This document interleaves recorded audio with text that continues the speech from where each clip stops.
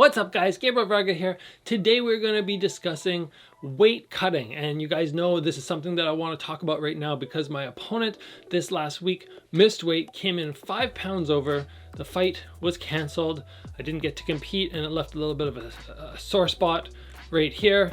So I thought, one of the biggest things that I could do after this is talk about how I make weight every time, how I've turned it into almost a scientific process, so I know exactly every night, every morning, what I can eat, what I'm gonna weigh in at, what my body should feel like, so there's no surprises. That's basically what you want. You don't want any surprises.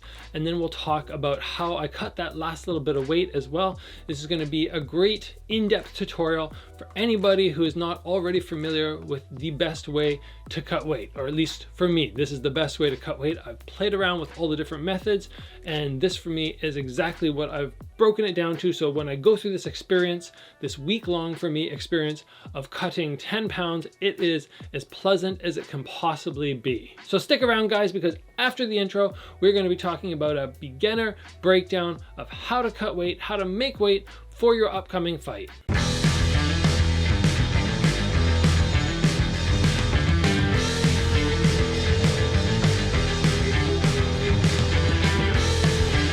Alright guys, let's do a little breakdown first of my experience with weight cutting. I've had over 40 fights. I've ranged from early in my competition competing at 135 pounds, moving up to 140, now fighting at 145 pounds.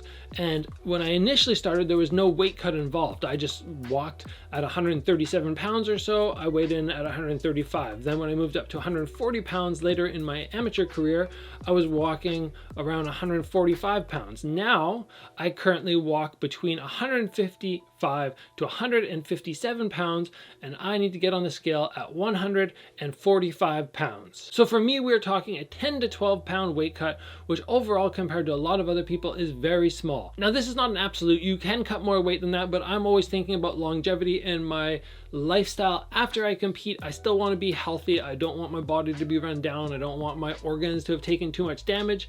So instead of going, I'm going to cut 10.5 pounds of water weight, I just go, I'm sticking to a nice low number.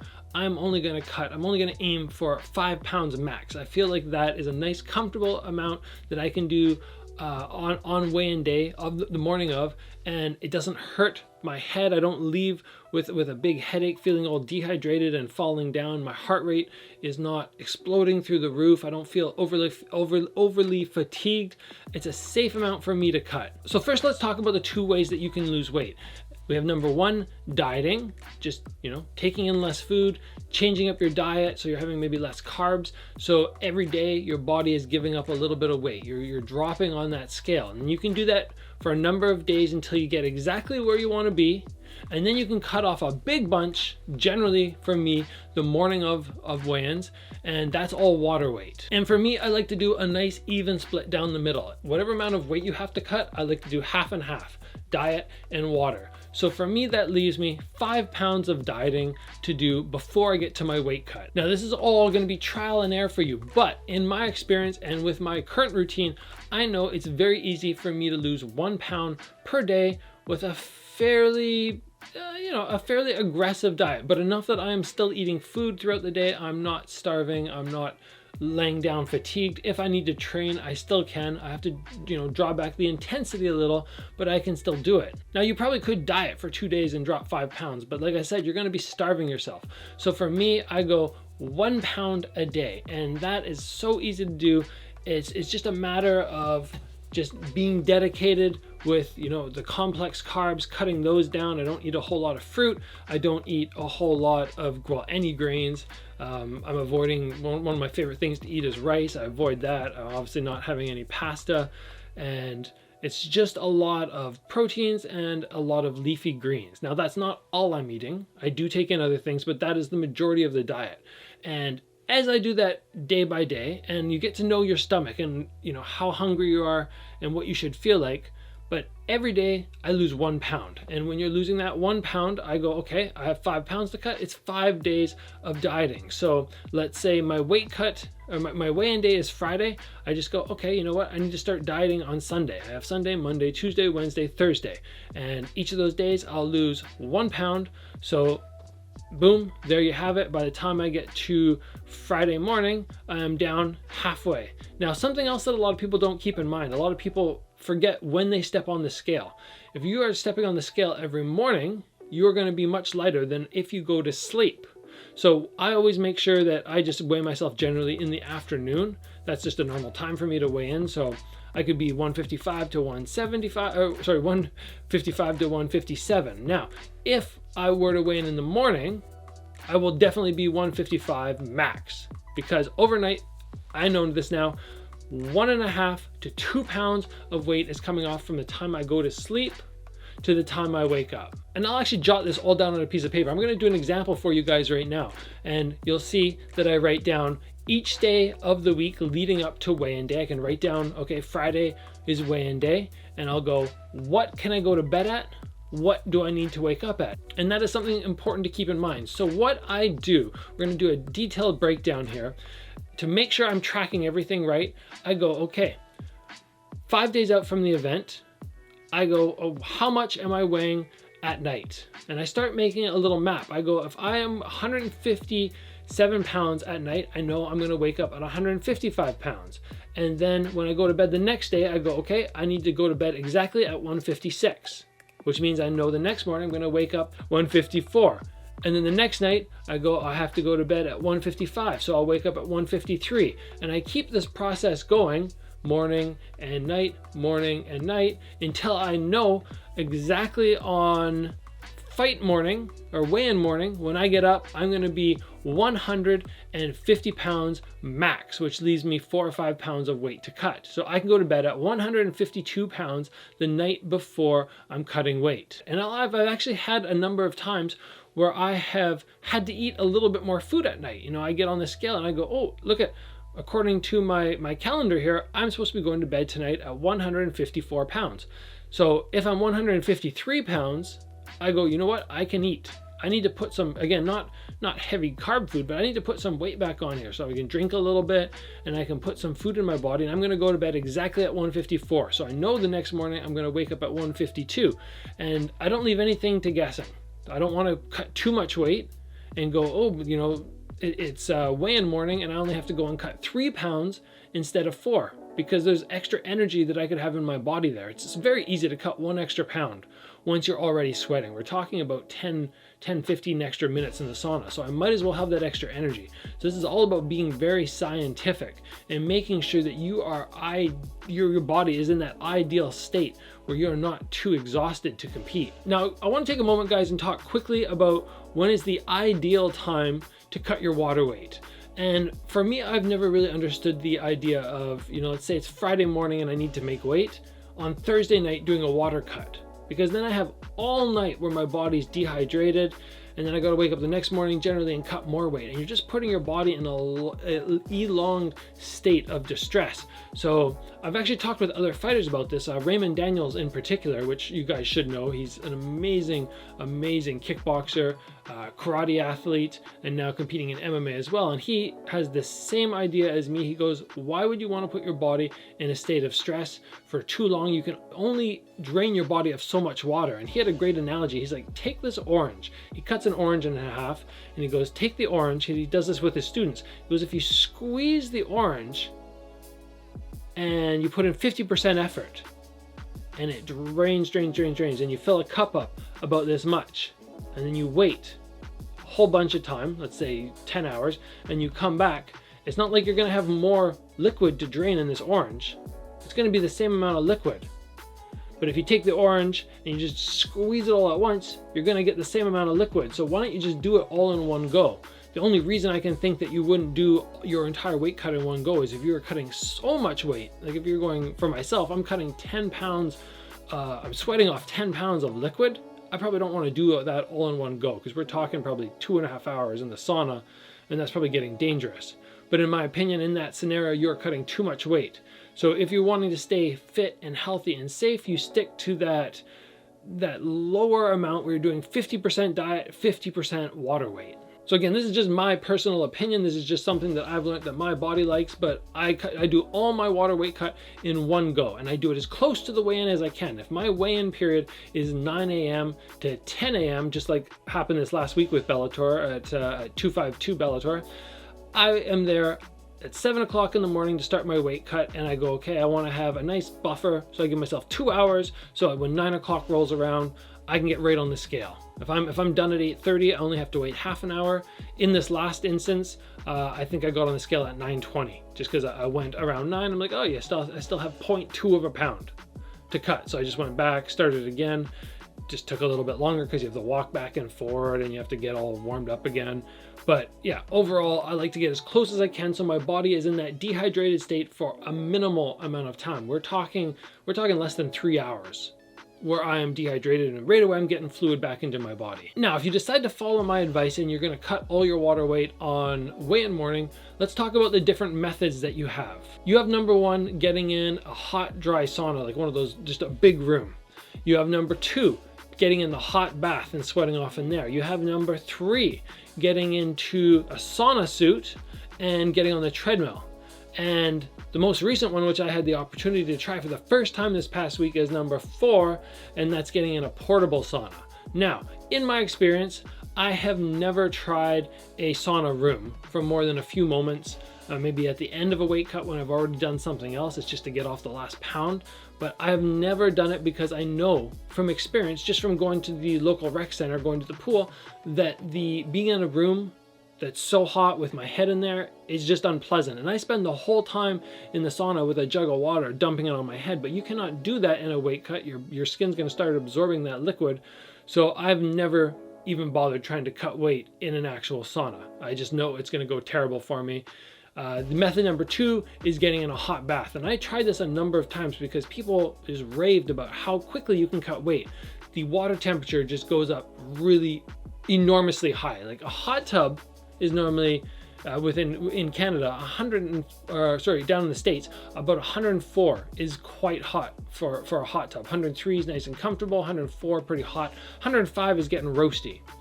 But when you're gonna do your bath, you wanna be getting it up to like 108, 109, to that point where it's just burning. And once you manage to make it in, which can take 5 or 6 minutes to even get in the tub, it's so hot.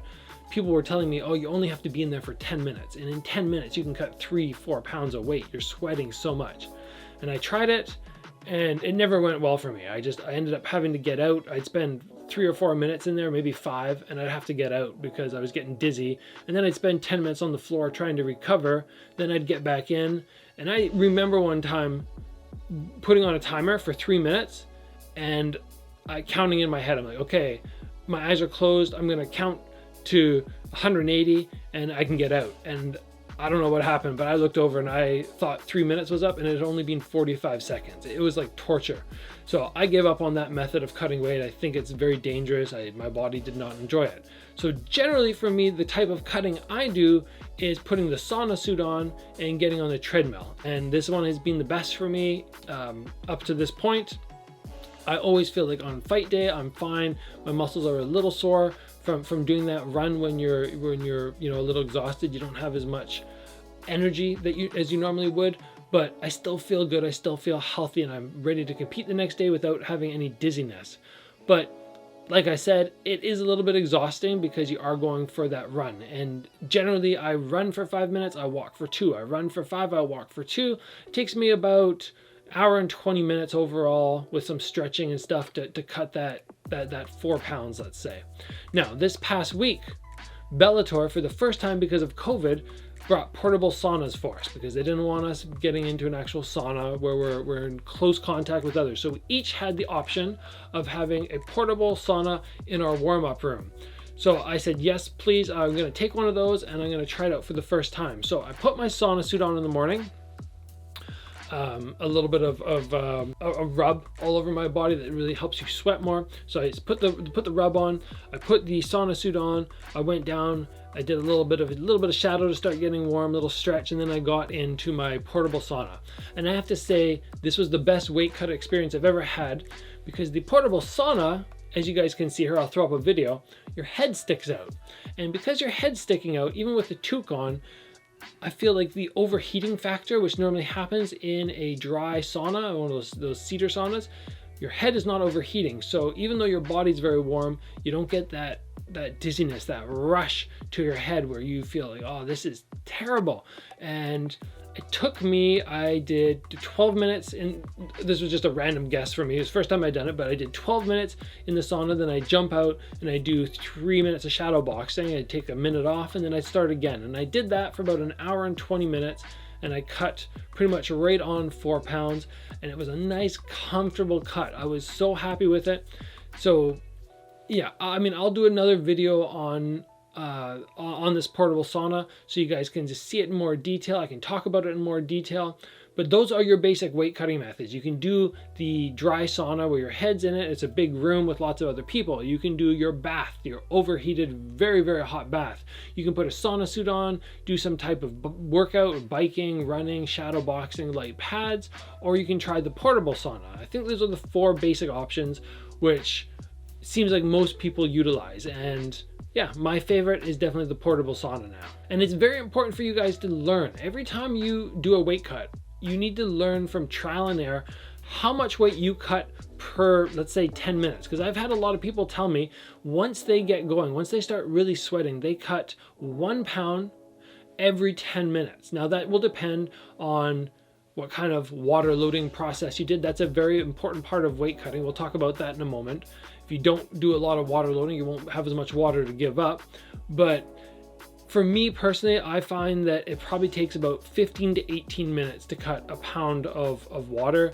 I'd say 15 is usually on point, but yeah, it's very important for you to do your own research, test your body out, see how much water you will give up, because if you don't know, you're just going to get in and you might overcut. And there's no point in overcutting, because that's just extra fatigue on your body, extra hardship that you're gonna have to deal with on fight night when you're that extra tired, because I gotta stay in for an extra 20 minutes and all of a sudden you're 2 pounds underweight. Why would you do that? I always make sure I come right in on weight, and if I'm half a pound underweight, it's even before the official weigh-ins, I'll drink half a pound of liquid, so I come in right at the limit, and my body is again not in that state of stress for longer than it needs to be. Now, if we're talking water loading, that's also a crucial element to the weight cut period. You'll hear some people talk about taking in 8 liters of water per day leading up to the weigh-ins. Now, this is a very, very good process to keep your stomach full.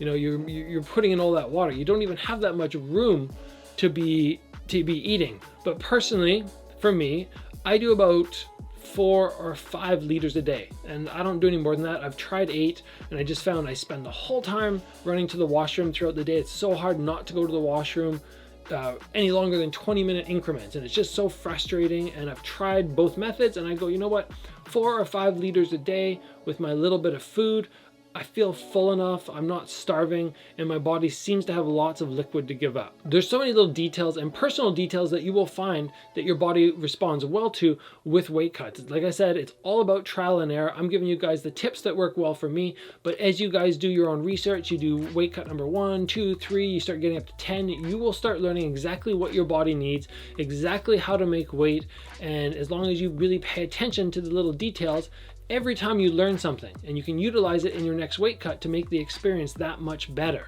And for me now, this past week, it's just been, even when I'm doing a new overall experience of weight cutting with that portable sauna, I was able to just make it such a nice, relaxed week. No surprises, no guesses, no, oh man, I'm overweight or I'm underweight. It's just everything's on point, and that's all just through that recognition of what is happening every weight cut, and just logging in data and taking in information and just utilizing it every time as best I can to make myself the best athlete I will be on fight night. Because these weigh-ins, if you do them wrong, they can really hurt you. So if you guys have any further questions on weight cutting, I know I probably didn't cover everything, there's just so much to talk about, you throw it in the comments below. I will try and get back to you. This is a very important element of the fight game. If you are going to be a fighter, you have to make weight. You have to make sure that you're respecting the promotion, especially if they're flying you in, they're spending money on you. You have an opponent who's come and make weight. It's very important that you take the time and the effort and put in the research to make sure that you can actually get down to that weight that you signed and you agreed upon. If you guys haven't already, make sure you get subscribed. I hope you enjoyed the video today, and I will see you back here soon for another episode.